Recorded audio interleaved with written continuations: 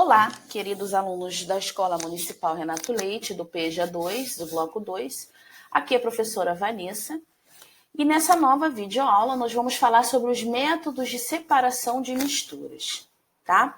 Nós falamos na nossa última videoaula sobre os tipos de misturas existentes. As misturas homogêneas, onde a gente observa apenas uma fase, e as misturas heterogêneas, onde nós enxergamos duas ou mais fases.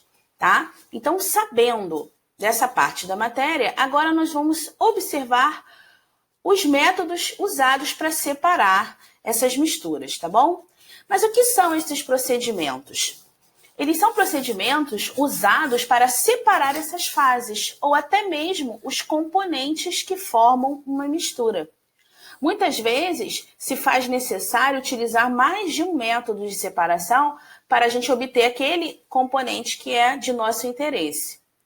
Esses métodos eles são baseados na diferença de densidade entre os componentes da mistura. Vamos ver alguns métodos e assim a gente consegue visualizar, né, da maneira como eles ocorrem. Então, o primeiro método que eu coloquei aqui para vocês foi o método da levigação.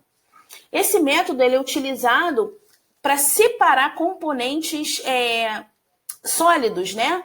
Quando um deles é facilmente arrastado pelo líquido, como, por exemplo, a separação do ouro aí nas areias e das areias auríferas. Então, aqui, ó, eles utilizam a água para separar a areia do ouro, que é um pouco maior e um pouco mais pesado. É como se fosse a água corrente, né? Seria jogar água ali para tirar a areia e deixar o ouro, que é o que a gente quer, né? O nosso objeto de interesse. O segundo método é a catação. Esse método é rudimentar, né? É um método antigo que todo mundo sabe o que é baseado na diferença de tamanhos e aspectos das partículas de uma mistura de sólidos granulados. Utilizamos as mãos ou as pinças na separação desses componentes, né? Então, é aquele método do catar, o feijão, os caroços de feijão que estão ruins, né? E assim a gente consegue visualizar isso claramente. O terceiro método é o método da ventilação, que consiste em separar os componentes da mistura por uma corrente de ar que arrasta o componente mais leve. Então, ó, vocês estão vendo aqui esse homem nesse segundo desenho aqui, ó, jogando aqui essa mistura toda dele de um monte de coisa sólida para o alto, e o vento está, ó, retirando aquelas substâncias, né? Aquelas substâncias mais leves, tá?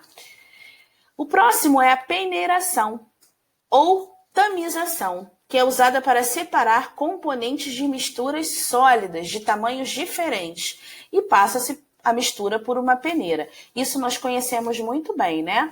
Então, as peneiras sempre têm uns poros, né, umas aberturas, pelas quais essas aberturas passam a substância menor, né, ficando a maior presa ali naquela peneira.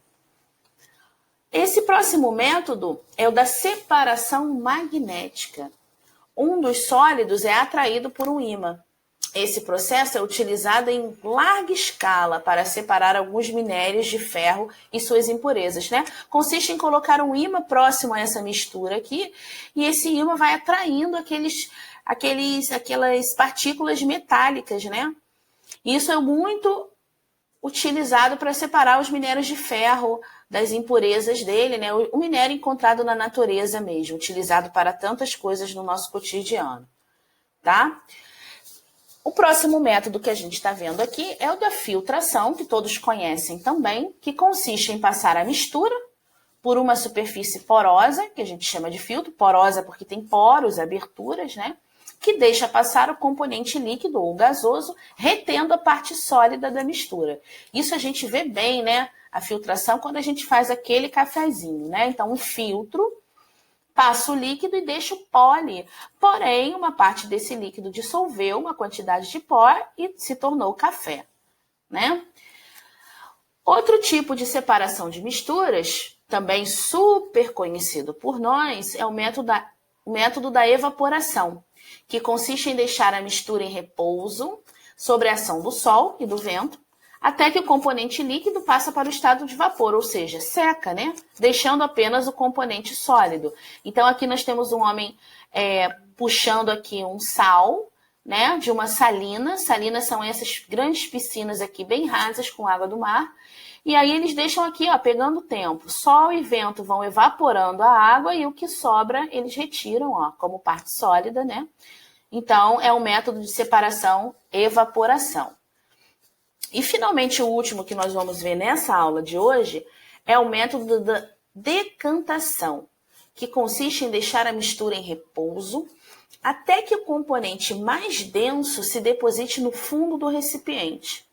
Quando os componentes da mistura heterogênea são líquidos immiscíveis, usamos o funil de decantação ou funil de bromo para separá-los. Então, isso aqui representa mais ou menos quando a gente está na praia e a gente pega aquele baldinho e vai lá na areia, na beira da água, buscar um pouquinho de água. Quando você passa o balde na água, vem junto com a areia, né? E conforme você deixa aquele balde repousando ali, daqui a alguns minutos, daqui a algum tempo, toda a areia vai estar na parte de baixo, ou seja, ela decantou. Como a areia é mais densa que a água, ela pesa mais e aí ela vai para o fundo do recipiente. Então, isso é uma maneira também de separar misturas, tá? Que é a decantação. Bom, espero que vocês tenham compreendido, que tenham gostado. Qualquer dúvida é só me procurar, tá? Um grande beijo e até a próxima aula.